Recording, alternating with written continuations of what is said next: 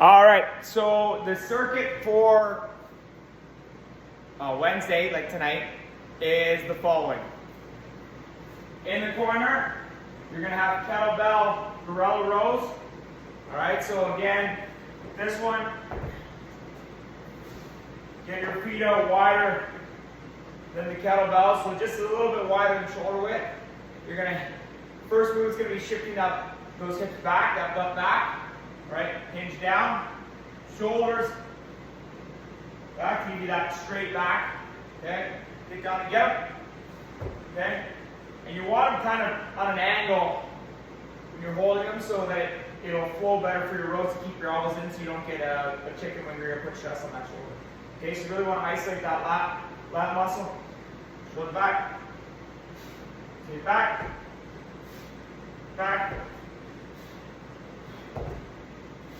And as you're pulling back, you want to retract nice and tight. Pull that lat muscle back, really engage it nice and slow back down.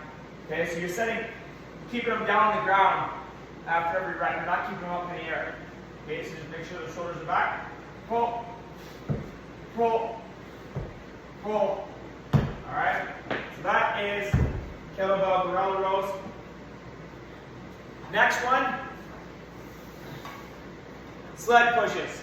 Okay, so the area where we focus on with sled pushes, a lot of people drive the sled up. And what you'll hear when they drive the sled up is it's like bumping along. You should be driving it down through the ground. All right, really getting all that power driven down through your push as opposed to losing power by pushing up on it. Okay, so when you go into your sled push, give myself a little bit of room here. You're gonna slight bend the elbow, then lock it. Right, we don't want any movement in that. Elbows engage down a little bit, right? So drive them down and engage that chest. Again, because you don't want them out by themselves because then you're just going to put a lot of stress on that shoulder. So, no different than when you're doing a squat or you're doing a bench, right? You're going to really try and break those bars. So you're going to drive them down and that's going to pull those elbows down and engage that chest. So it's all going to be one unit driving. So, in, house down, head down, driving forward, pumping forward, okay? You want to keep your hips lower than that chest, right? Because anytime those hips get up, you lose that power, right? And the same thing, you want your shoulders down in line with those arms because again, anytime, whatever sport you're in, right, you get up, all of a sudden you have no power. Down, that lower center of gravity is going to drive through, walk that side. You're going to walk it all the way to the end. I don't know how far it's going to go here with me. Okay, yeah, so that's as far as it goes. So it's going to go all the way to the end, and then push it all the way back. Push it back, back and forth for the 45 seconds. Okay?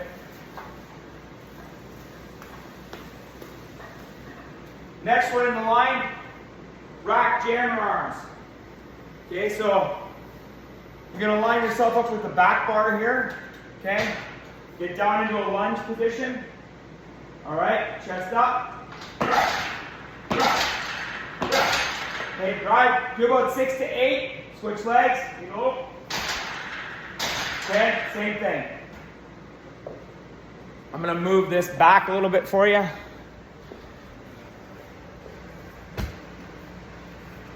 Perfect, okay.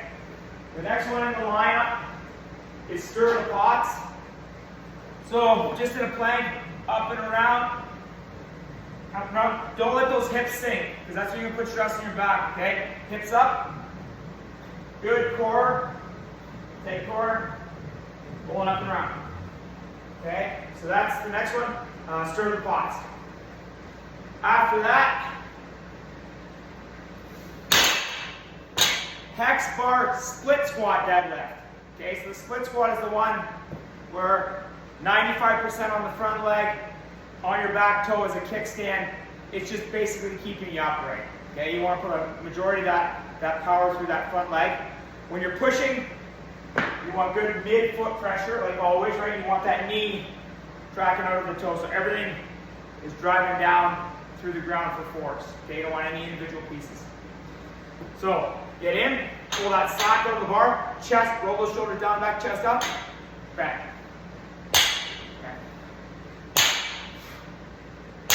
Okay, so that chest is the first thing on the bottom that's got to drive up to the ceiling. 6 to 8, other side. Next one in the group, Bosu ball, arm shoulder press. Okay, so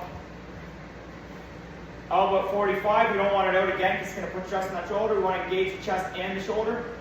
Straight up, stack that hand over top of the shoulder again. Okay, again, 6 to 8. 6 to 8. Some people don't want to use the Bosu ball, totally fine. Right? Just set the Bosu ball aside and do the exact same movement on the ground. Okay?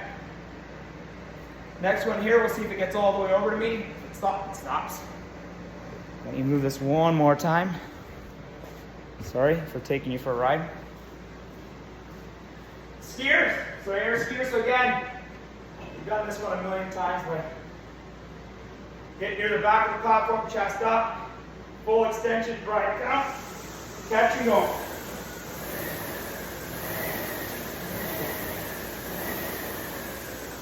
Alright, so people have slightly different skiing motions. I lock the elbows, so I get a slight bend, lock it, and then pull right for those pockets on my shorts. Okay, so I'm using that full drive through, right? You don't want anything short, just losing power. All the way up, all the way up. Yep, all the way up. And again, shoulders down and back. Really using everything as one unit driving through the ground. Last one in the group. Follow me here. Just our standard wall balls. So underneath it, up, okay, squat, drive. Okay. That is the entire circuit.